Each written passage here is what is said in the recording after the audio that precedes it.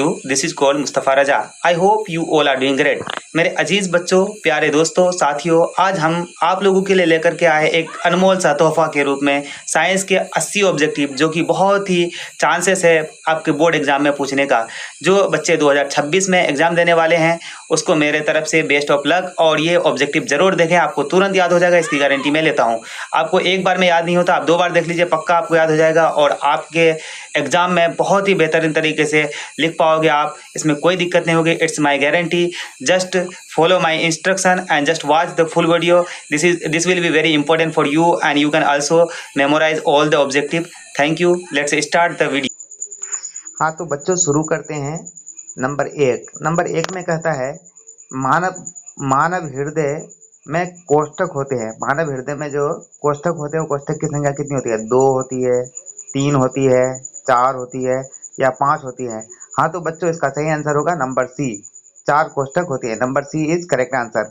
उसके बाद नंबर 2 की तरफ बढ़ते हैं।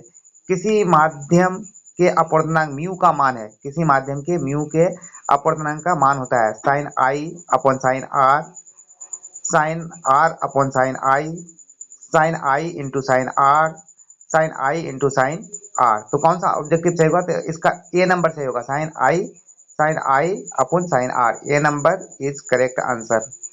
उसके बाद हम पढ़ते हैं दूसरी ओर।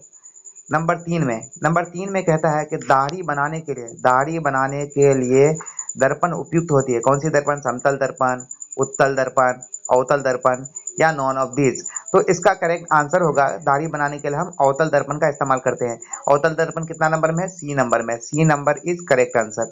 3 नंबर का C number is correct answer. उसके बाद हम लोग बढ़ते हैं आगे नंबर 4 की तरफ। डेंगू उत्पन्न करने वाला मच्छर किस तरह का जल में रहता है? जो डेंगू उत्पन्न करता है वो मच्छर किस तरह का जल में रहता है? साफ जल में, गंदा जल में, मृदु जल में या नॉन ऑफ दिस। तो जो डेंगू उत्पन्न करने वाला मच्छर होता है कौन सा जल में रहता है? साफ जल में। साफ जल कितना नंबर में है? A number. A number is correct answer. उसके बाद हम लोग आगे बढ़ते हैं नंबर 5 की तरफ। 5 नंबर में कहता है निम्न में से कौन सा पदार्थ लेंस बनाने में प्रयुक्त नहीं किया जा सकता है?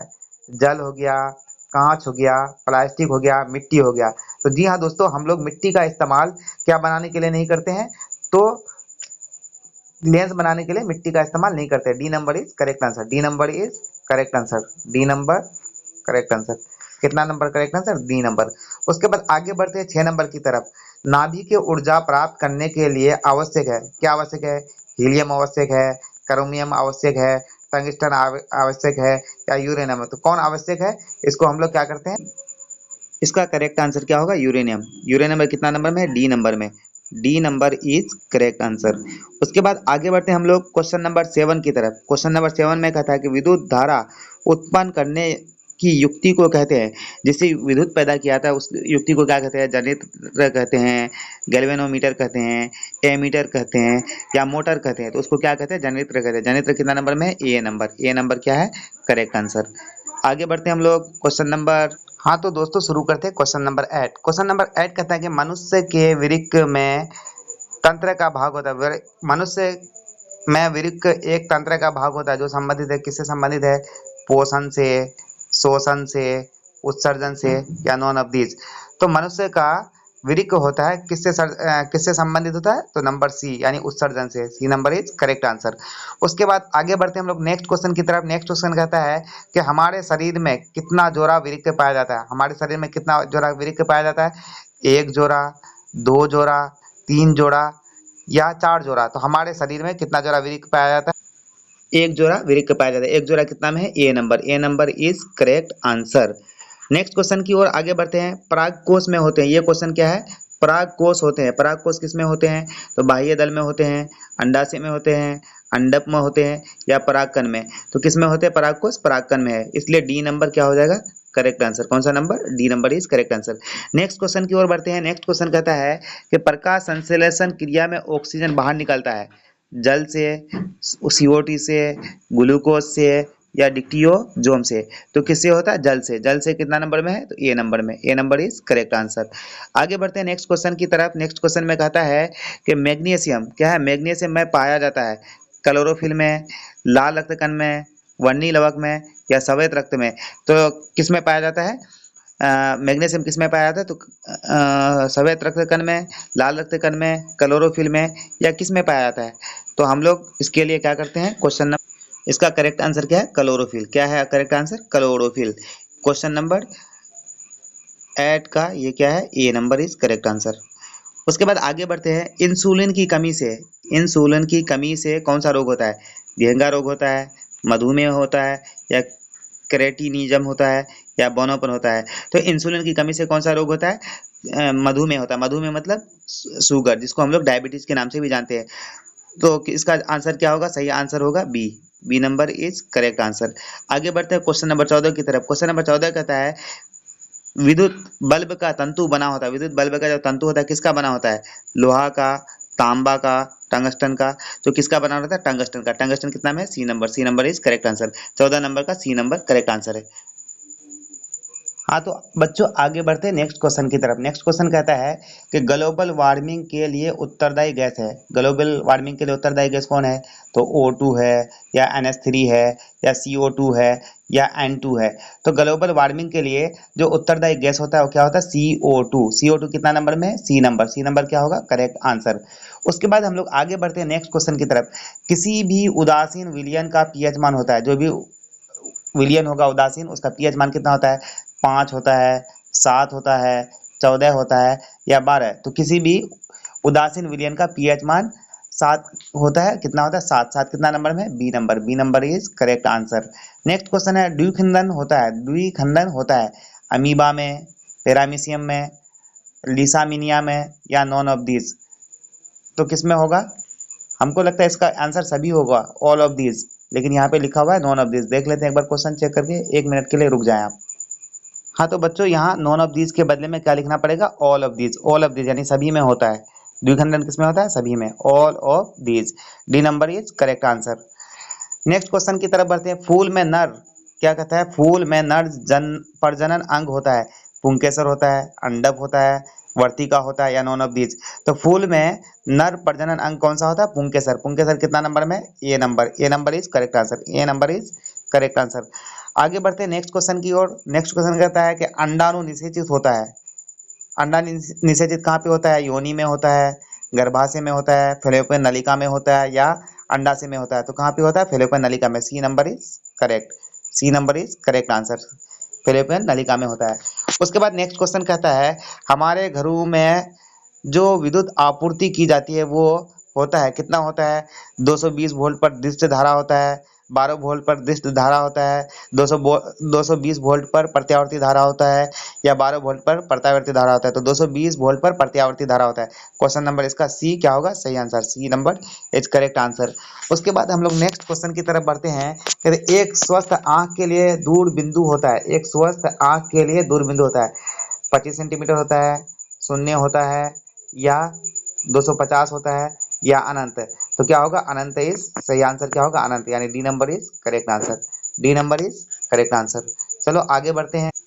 हाँ, तो बच्चों क्वेश्चन नंबर 22 देखते हैं। निम्नलिखित में से पीएच का कौन सा मान क्षारक विलयन का मान होगा? क्षारक विलयन का मान कौन सा होगा? 2 होगा, 7 होगा या 6 होगा या 13 होगा। इसका सही आंसर क्या होगा? डी नंबर 13 होता है। यानी पीएच मान विलयन के लिए 13 होगा। क्या होगा? क्षारक विलयन के लिए 13 पीएच मान होता है। उसके बाद क्वेश्चन नंबर 23 की ओर बढ़ते हैं। 23 नंबर कहता है कि कौन ऐसा अधातु कमरे के ताप पर द्रव्य होता है? तो नंबर 1 लिखा है ब्रोमीन, नंबर 2 लिखा है पारा, नंबर सी लिखा है तांबा, नंबर डी लिखा है एल्यूमिनियम। तो कौन सा अधातु है जो कमरे के ताप पर द्रव्य अवस्था में होता है? तो उसका सही आंसर होगा bromine. A number is correct answer. A number is correct answer. Next question है क्वेश्चन नंबर 24।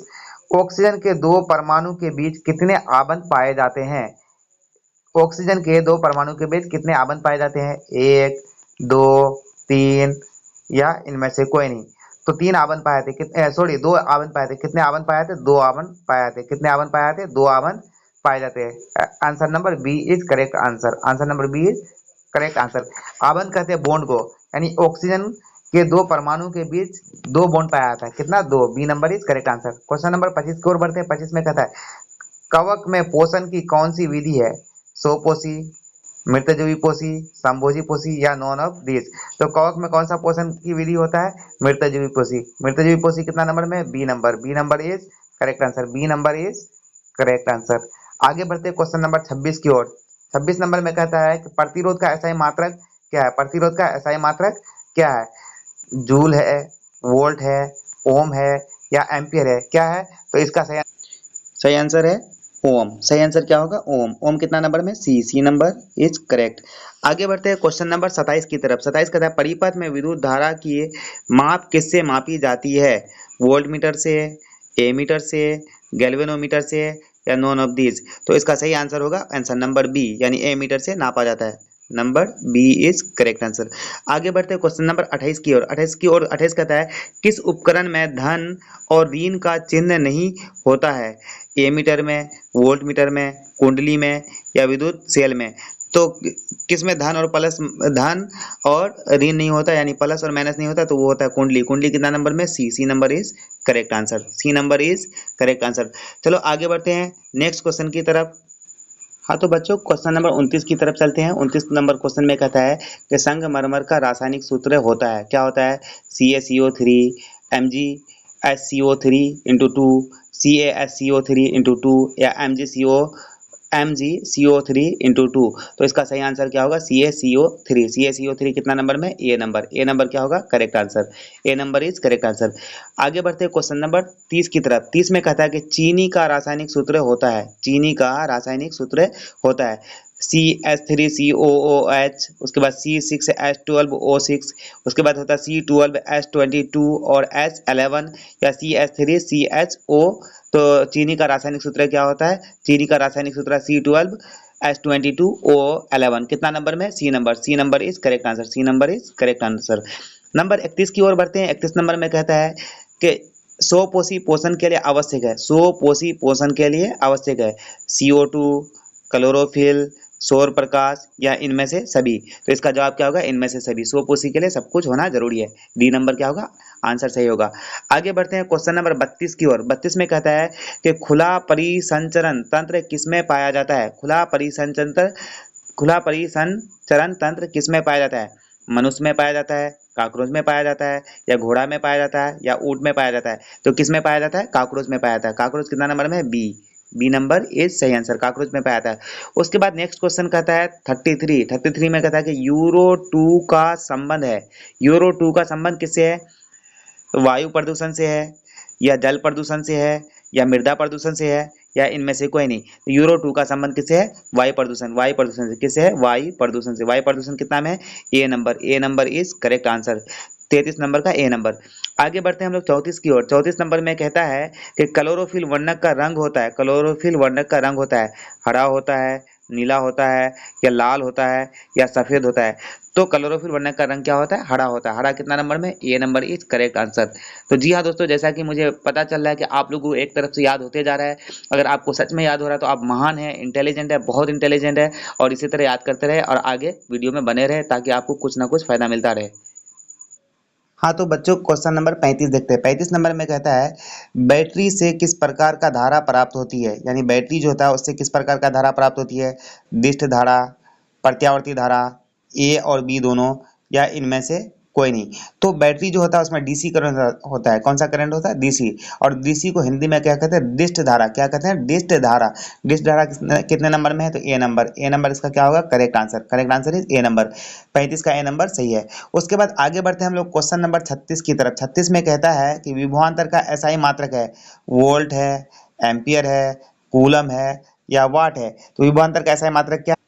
विभवांतर का एसआई मात्रक क्या है? वोल्ट। वोल्ट कितना नंबर में? वोल्ट देखते हैं हम लोग। A number. A number is correct answer. A number is correct answer. आगे बढ़ते हैं हम लोग क्वेश्चन नंबर 37 की तरफ। 37 नंबर में कहता है प्रकाश के अपवर्तन के कितने नियम होते हैं? बहुत सिंपल, ये आपने बहुत बार पढ़ा होगा। प्रकाश के अपवर्तन के कितने नियम होते हैं? तो दो नियम होते हैं। दो नियम किसमें लिखा है? तो बी नंबर। बी नंबर क्या होगा? Correct answer. करेक्ट आंसर क्या होगा? B number. B number is correct answer. उसके बाद आगे बढ़ते हैं हम लोग क्वेश्चन नंबर 38 की तरफ। 38 में कहता है कि कौन सा धातु सबसे अच्छा सुचालक होता है। तो सबसे अच्छा सुचालक कौन सा होता है? चांदी। चांदी का रासायनिक नाम क्या होता है? तो एजी। एजी कितना नंबर है? B. B number is correct answer. B number is correct answer. सबसे ज्यादा अगर किसी से करंट पास होता है तो वो चांदी से होता है। चांदी का क्या नाम है? एजी। उसके बाद आगे बढ़ते हैं क्वेश्चन नंबर 39 में। 39 कहता है पीतल है। पीतल क्या है? धातु है, अधातु है, या मिश्र धातु है, या उप धातु है। तो जी हाँ दोस्तों, हम लोग जैसा कि जानते हैं पीतल क्या है? मिश्र धातु। मिश्र धातु कितना नंबर में? C number. क्या है आंसर? करेक्ट है, C number is correct answer. आगे बढ़ते हैं क्वेश्चन नंबर 40 की तरफ। 40 में कहता है कि अम्लीय विलयन का पीएच मान होता है। जो अम्लीय विलयन होगा उसका पीएच मान कितना होगा? 7 होगा, 7 से कम होगा, 7 से अधिक होगा, या इनमें से कोई नहीं। तो 7 से क्या होता है? अम्लीय विलयन का पीएच मान 7 से कम होता है। 7 से कम कितना नंबर में? B number.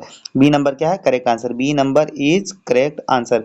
आगे बढ़ते हैं हम लोग क्वेश्चन नंबर 41 की तरफ। 41 में कहता है निम्न में से कौन उत्सर्जी अंग है? निम्न में से कौन उत्सर्जी अंग है? वृक्क है, अग्नाशय है, आंख है, या नॉन अब्दीज है। तो इसमें जो है इसका करेक्ट आंसर क्या होगा?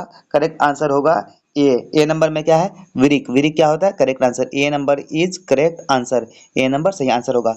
उसके बाद आगे बढ़ते हैं क्वेश्चन नंबर 42 की तरफ। 42 में कहता है कि शुक्राणु बनता है। शुक्राणु कहाँ बनता है? तो विरसन में बनता है, या मूत्राशय में बनता है, या गर्भाशय में बनता है, या अंडाशय में बनता है। तो शुक्राणु किस में बनता है? विरसन में बनता है। विरसन कितना नंबर में है? तो A number. A number is correct answer. 42 number का ए नंबर सही आंसर है। आगे बढ़ते हैं क्वेश्चन नंबर, हाँ तो बच्चों 43 नंबर में कहता है मानव नेत्र में किस प्रकार का लेंस पाया जाता है? मानव नेत्र में किस प्रकार का लेंस पाया जाता है? उत्तल लेंस पाया जाता है, अवतल लेंस पाया जाता है, या वलयाकार लेंस पाया जाता है, या बायफोकल लेंस पाया जाता है। तो मानव नेत्र में किस तरह का लेंस पाया जाता है? उत्तल लेंस। उत्तल लेंस कितना नंबर में? A number. इसका ए नंबर क्या है? सही ऑप्शन ए। उसके बाद आगे बढ़ते हैं क्वेश्चन नंबर 44 की तरफ। 44 में कहता है विद्युत धारा का एसआई मात्रक है। विद्युत धारा का एसआई मात्रक क्या है? तो वोल्ट है, कूलम है, वाट है, या एम्पियर है। तो विद्युत धारा का ऐसा मात्रक क्या होता है? एम्पियर। एम्पियर कितना नंबर में है? डी। इसका डी नंबर क्या है? Correct answer. उसके बाद आगे बढ़ते हैं हम लोग क्वेश्चन नंबर 45 की तरफ। 45 में कहता है वायुमंडल में CO2 गैस उपस्थित है। वायुमंडल में CO2 गैस जो है तो कितना है? 0.01%, 0.05%, 0.03%, या 0.02%। तो इसका करेक्ट आंसर क्या होगा? सी नंबर 0.03%। सी नंबर क्या होगा? Correct answer. आगे बढ़ते हैं हम लोग क्वेश्चन नंबर 46 की तरफ। 46 में कहता है कि ऊर्जा का एसआई मात्रक होता है। ऊर्जा का एसआई मात्रक क्या होता है? कैलोरी होता है, या जूल होता है, या ताप होता है, या नॉन ऑफ दिस। तो ऊर्जा का एसआई मात्रक क्या होता है? जूल। जूल कितना नंबर में है? B number. इसका बी नंबर क्या है? सही आंसर है। सही आंसर क्या है? B number. उसके बाद आगे बढ़ते हैं हम लोग क्वेश्चन नंबर 47 की तरफ। कहता है कि निम्न में से किसका अर्थ जल होता है? निम्न में से किसका अर्थ जल होता है? पेट्रो का, टर्बो का, गाइड्रो का, या हाइड्रो का। तो किसका जल जल किसका अर्थ होता है? हाइड्रो का। हाइड्रो कितना नंबर में? D number. डी नंबर क्या है? Correct answer. Correct answer is D number. Hydro का अर्थ होता है जल। आगे बढ़ते हैं क्वेश्चन नंबर 48 की तरफ। 48 में कहता है निर्वात में प्रकाश की चाल क्या होती है? निर्वात में प्रकाश की चाल क्या होती है? 3 इंटू 10 पर पावर 8 मीटर पर सेकेंड, 3 इंटू 10 पर पावर 6 सेंटीमीटर पर सेकेंड, 3 इंटू 10 पर पावर 8 किलोमीटर पर सेकेंड, या इनमें से कोई नहीं। तो इसका करेक्ट आंसर होगा आंसर नंबर ए, 3 इंटू 10 पर पावर 8 मीटर पर सेकेंड।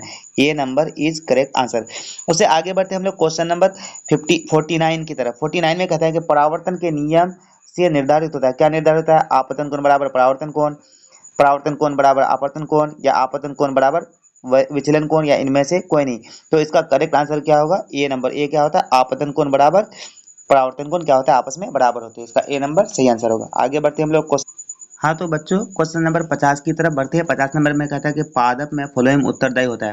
पादप में फ्लोएम का क्या काम होता है? जल संचालन करने का, या भोजन संचालन करने का, या एमिनो अम्ल संचालन करने का, या ऑक्सीजन का वहन। तो इसका करेक्ट आंसर क्या होगा? भोजन संचालन करने का। भोजन संचालन कितना नंबर में? B number. बी नंबर क्या होगा इसका? Correct answer. करेक्ट आंसर क्या है? B number. उसके बाद आगे बढ़ते हैं क्वेश्चन नंबर 51 की तरफ। 51 नंबर में कहता है कि प्रकाश की किरणें सीधी रेखा में गमन करती है। प्रकाश की रेखा कौन सी? प्रकाश की किरणें सीधी रेखा में गमन करती है। ये इसका क्वेश्चन तो नहीं, ये आंसर और क्वेश्चन दोनों साथ में मिल गया है इसमें। सीधी रेखा में गमन करती है, इसका सही आंसर क्या होगा? सीधी रेखा। लेकिन क्वेश्चन में खुद कह दिया है कि सीधी रेखा में गमन करती है, तो ये खुद उसका आंसर है, इसलिए इसका सीधी रेखा है। अगर क्वेश्चन वहां पे पूछा जाए कि प्रकाश की किरणें गमन करती है तो कौन सी रेखा में? सीधी रेखा में, विरिंदी रेखा में, किसी भी दिशा में, या इनमें से कोई नहीं, तो उसका सही आंसर क्या देना? सीधी रेखा में। A number is correct answer. आगे बढ़ते हैं क्वेश्चन नंबर 52 की तरफ। 52 में कहता है कि सर्च लाइट का परावर्तक सतह होता है। सर्च लाइट का परावर्तक सतह होता है उत्तल दर्पण का, अवतल दर्पण का, समतल दर्पण का या इनमें से कोई नहीं। तो इसका सही आंसर होगा आंसर नंबर बी, अवतल दर्पण का उपयोग किया जाता है सर्च लाइट में। उसके बाद आगे बढ़ते हैं हम लोग क्वेश्चन नंबर 53 की तरफ। 53 में कहता है कि निम्नलिखित में किसका उपयोग खाना बनाने वाले ईंधन में नहीं होता है? सीएनजी का या एलपीजी का या कोयला का या बायोगैस का? तो हाँ दोस्तों, सीएनजी का इस्तेमाल खाना बनाने के लिए नहीं किया जाता। एलपीजी का भी करते हैं हम लोग इस्तेमाल, कोयला से भी खाना बनाया जाता है, बायोगैस से भी बनाया जाता है। तो किससे नहीं बनाया जाता है? सीएनजी से। सीएनजी हम लोग क्या करते हैं? वाहन में भरते हैं। सीएनजी गैस से खाना नहीं बनाते। तो इसका करेक्ट आंसर क्या होगा? ए नंबर। कौन सा? तो सीएनजी। आगे बढ़ते हम लोग नेक्स्ट क्वेश्चन की तरफ। घरों में विद्युत दुर्घटना किसके कारण होती है? 54 में कहता है कि घरों में विद्युत दुर्घटना जो होती है किसके कारण होती है?